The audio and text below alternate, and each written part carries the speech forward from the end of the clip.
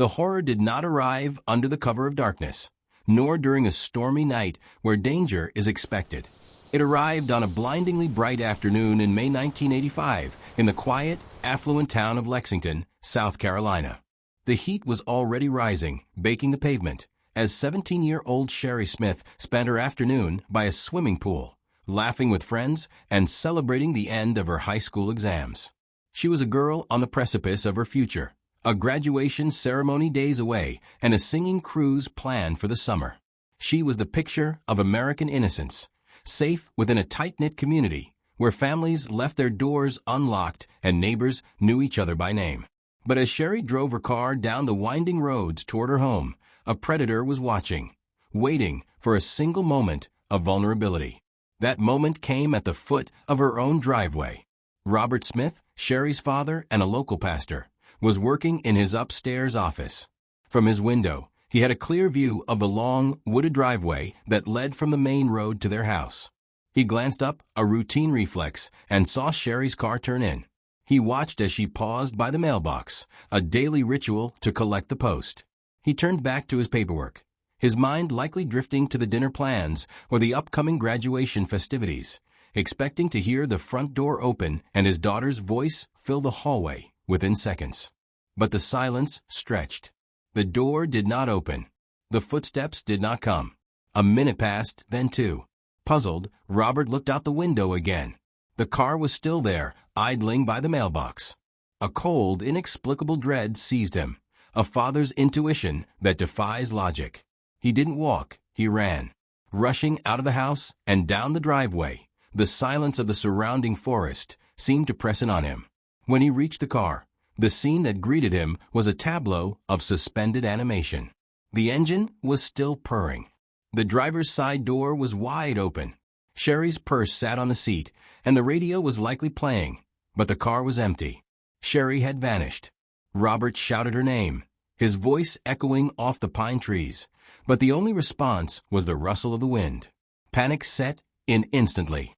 Sherry was insulin dependent, a diabetic who needed her medication. Without it, she could become disoriented or slip into a coma. Had she wandered off in a medical daze? Police were summoned immediately. Deputy Sheriff Lewis McCarthy arrived to find a scene that felt wrong from the start. Unlike typical teenage runaway cases, everything here screamed of interruption. The car left running, the purse left behind, the loving family dynamic. None of it fit the profile of a girl who wanted to leave. The authorities launched a massive search operation. Within hours, the peaceful woods of Lexington were swarming with hundreds of volunteers, dogs, and officers.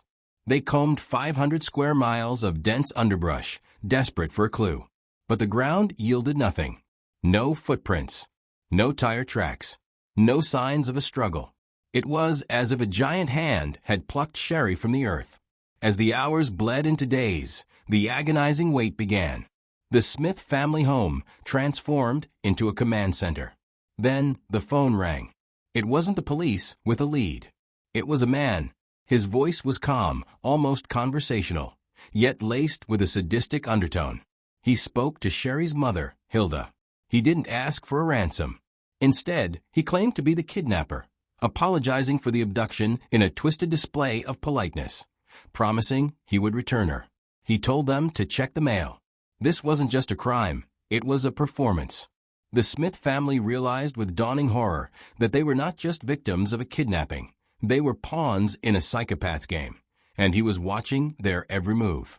The arrival of the letter marked a terrifying escalation in the case, shifting the investigation from a local search to a federal manhunt.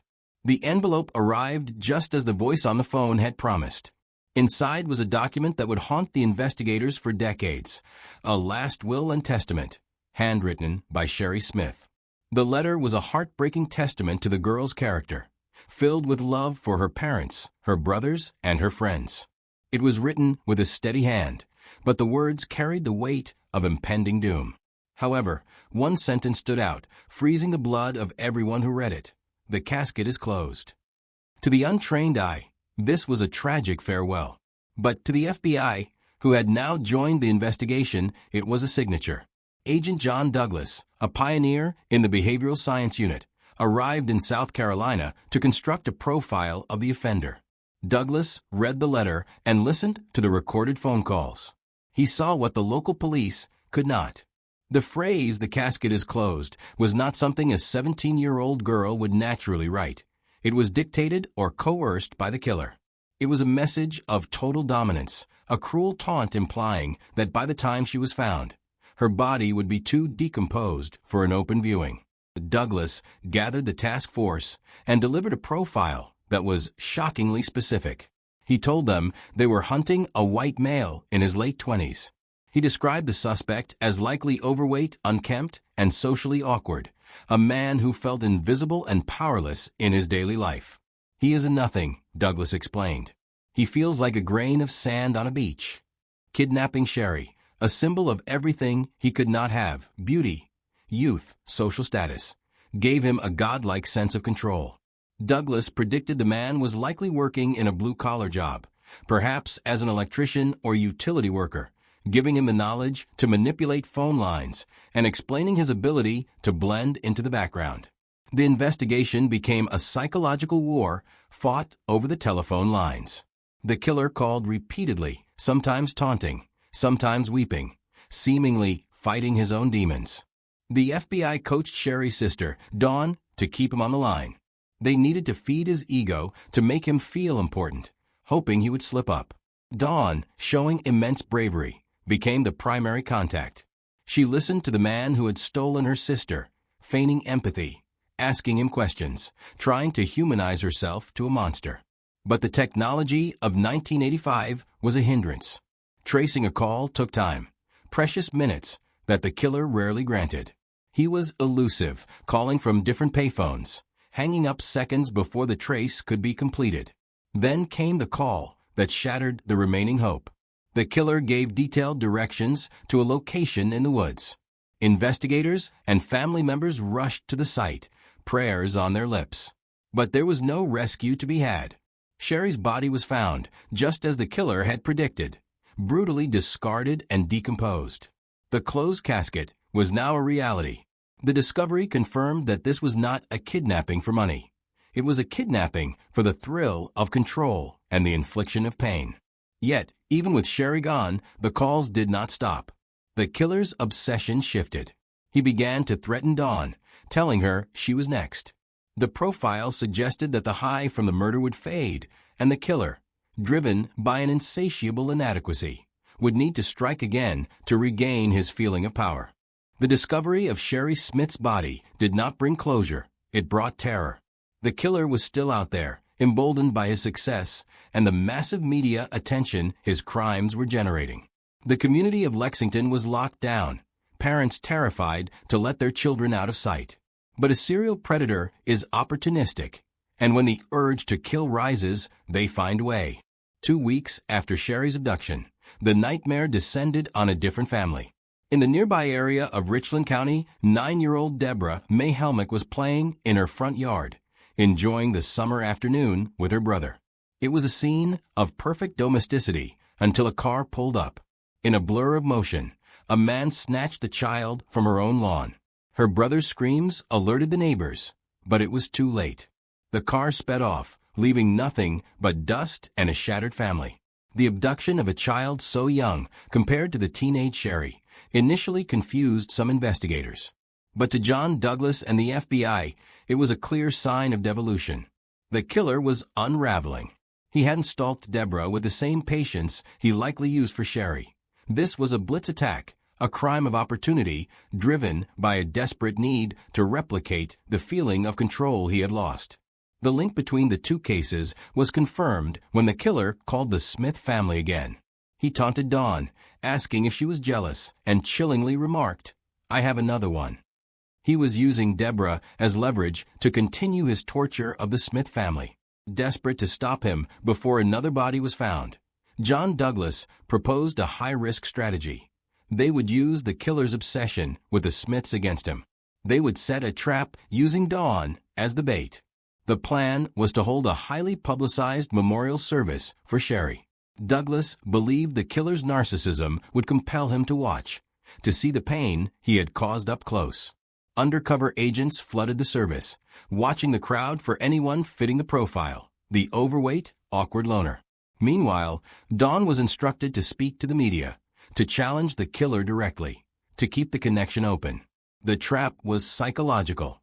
By having Dawn appear strong yet accessible, they hoped to goad the killer into making a mistake. He took the bait. The phone rang again at the Smith house. The voice was the same. He described what he was doing to Deborah, tormenting Dawn with graphic details. The FBI wiretaps were whirring, teams of officers ready to sprint. But the killer was cunning, displaying a knowledge of the telephone network that bordered on professional. He made calls from different jurisdictions, bouncing between counties, exploiting the gaps in police communication. He would stay on the line just long enough to terrify, but not long enough to be caught. Police came agonizingly close. On several occasions, they traced the call to a specific payphone, sirens wailing as they tore down the highway. They would arrive minutes later to find the phone dangling off the hook, the receiver still warm, but the caller vanished into the night. It was a game of ghosts. And then, the tragic cycle completed itself. The killer provided directions again. Deborah Helmick's body was found in the woods, confirming that the predator was escalating. He had now killed 2 girls, taunted the police, and evaded the FBI's best efforts. The pressure on the task force was crushing. They knew who he was psychologically, they had heard his voice, but he remained a faceless phantom, and everyone feared he was preparing to hunt again. Despite the elaborate traps and the sophisticated psychological profiling, the breakthrough that would finally unmask the monster came from the quiet, meticulous world of forensic science. The last will and testament letter, the instrument of torture used against the Smith family, became the killer's undoing. The killer had been careful not to leave fingerprints or DNA on the mailed letter. However, he had made a fatal error in physics. When he wrote the draft of the letter, or perhaps a note to himself, he had done so on a pad of paper. The pressure of the pen had created microscopic indentations on the sheet underneath, the very sheet he had then used for the letter or included in the envelope. The document was sent to the lab, where experts used an electrostatic detection apparatus, ESDA. This device, cutting edge for 1985, used static electricity and toner powder to reveal indented writing that was invisible to the naked eye. Slowly, as the powder settled, the ghost of a previous note emerged from the blank spaces of the paper. It was a partial phone number and an incomplete name. It was the smoking gun. Investigators painstakingly worked through the permutations of the phone number until they found a match. The number belonged to a residence in South Carolina, owned by a couple named Ellis and Sharon Shepard. When investigators arrived at the Shepard home, they found that the couple had been away on a long trip during the time of the murders. However, they had hired a house sitter to watch the property, a man named Larry Gene Bell. As the police dug into Bell's background, the hairs on the back of their necks stood up. He was the living embodiment of John Douglas's profile. Bell was an electrician, explaining his deep knowledge of phone systems and how to evade traces. He was in his late 20s, overweight, and a social loner. The Shepards told police that Bell had been obsessed with the news of the kidnappings, talking about the girl's kidnapper incessantly. On June 27, 1985, police moved in. Larry Gene Bell was arrested as he left the Shepard residence. He attempted to deny everything, but the physical evidence in his living quarters sealed his fate. In his trailer, investigators found the final piece of the puzzle. Despite his careful cleaning, forensics found a single hair that did not belong to him. Analysis confirmed it was consistent with Sherry Smith. The man who had terrorized a state and destroyed 2 families was finally in chains. The trial was a spectacle. Bell attempted to manipulate the court just as he had manipulated the families, feigning insanity, making outbursts, and claiming multiple personalities. But the jury was unmoved. The cold, calculated nature of the crimes, the closed casket letter, the strategic phone calls, the precise disposal of the bodies, spoke of a lucid, sadistic mind, not an insane one. He was convicted of kidnapping and murder. The justice system delivered the ultimate punishment for his crimes. Larry Gene Bell was sentenced to death. On October 4, 1996, the man who had sought godlike control over the lives of innocent girls was strapped into the electric chair. The current surged, and the reign of the girl's kidnapper ended, leaving behind a legacy of heartbreak, but also a landmark victory for criminal profiling and forensic science.